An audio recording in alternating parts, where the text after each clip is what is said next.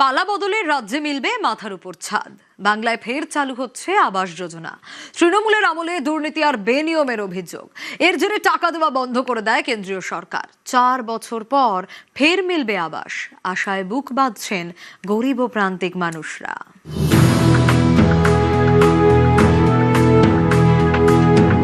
100 দিনের কাজের পর এবার বাংলায় শুরু হচ্ছে প্রধানমন্ত্রী গ্রামীণ আবাস যোজনাও। পালা বদলের পরেই আবাস যোজনা চালুর তৎপরতা পঞ্চায়েত ও গ্রাম উন্নয়ন দপ্তরের।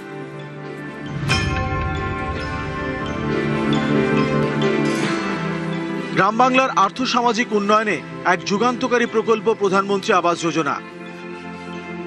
গরিব ও আর্থিকভাবে দুর্বল মানুষের মাথার উপরে পাকা ছাদ তৈরি করে দেওয়ার উদ্যোগ। কিন্তু তৃণমূল সরকারের আমলে এই প্রকল্প ঘিরেই ভুরি ভুরি দুর্নীতির অভিযোগ।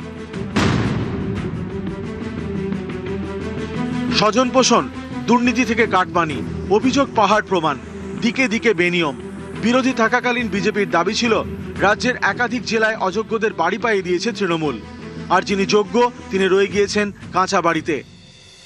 বাস্তবে বহু ক্ষেত্রে তার প্রমাণও মিলেছে। দুর্নীতির প্রমাণ মেলায় প্রকল্পের টাকা পাঠানো বন্ধ করে দেয় কেন্দ্রীয় গ্রামোন্নয়ন মন্ত্রক। পালা বদলের পর এখন বাংলায় ডাবল ইঞ্জিন সরকার। ক্ষমতায় এসে গ্রামের প্রান্তিক মানুষদের মাথার ছাদ দিতে ফের উদ্যোগী হয়েছে রাজ্য।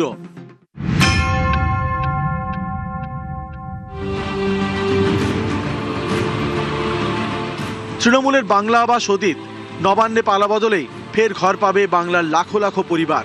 খুশির হাওয়া জেলায় জেলায়।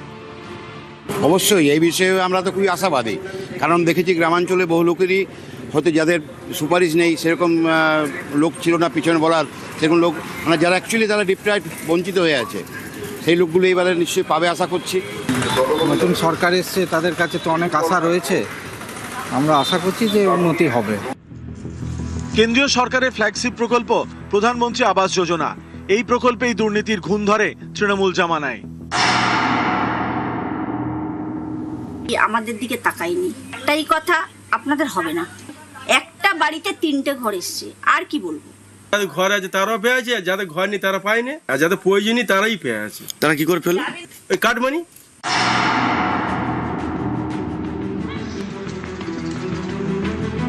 মালদার চাঁচলের জালালপুর গ্রাম পঞ্চায়েত। এখানে আবাসের ঘর পাওয়ার জন্য কাটমানি দেওয়াই ছিল অলিখিত নিয়ম। ঘর পাইয়ে দেওয়ার নামে গরিব মানুষের টাকা আত্মসাতের ঘটনাও ভুরি ভুরি। তৃণমূল পঞ্চায়েত সদস্যের স্বামীর বিরুদ্ধেই অভিযোগ গ্রামবাসীদের। এতদিন ভয় চুপ ছিলেন, পালা বদল হতেই মুখ খুলছেন তারা। আমার 10,000 টাকাও নিয়েছিল, এখন পর্যন্ত আমাকে ঘরেও দেয়নি, টাকাও ব্যাগ দেয়নি। কে নিয়েছিল? জাহাঙ্গীর নাম্বার টিএমসির।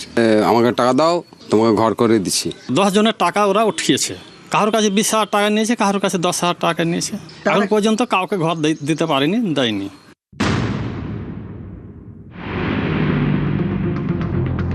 তৃণমূলের আমলে আবাসের দুর্নীতির ক্ষত এখনো দগদগে। গরিবের মাথার উপর পাকা ছাদ দেওয়ার মহৎ উদ্দেশ্য নিয়ে যে প্রকল্প শুরু হয়েছিল, পশ্চিমবঙ্গে তা শেষ পর্যন্ত পর্যবেসিত হয় প্রাতিষ্ঠানিক কেলেঙ্কারিতে। অভিযোগ ওঠে আবাসের বাড়ি পেতে কাটমানি দিতে হতো তৃণমূল নেতাদের।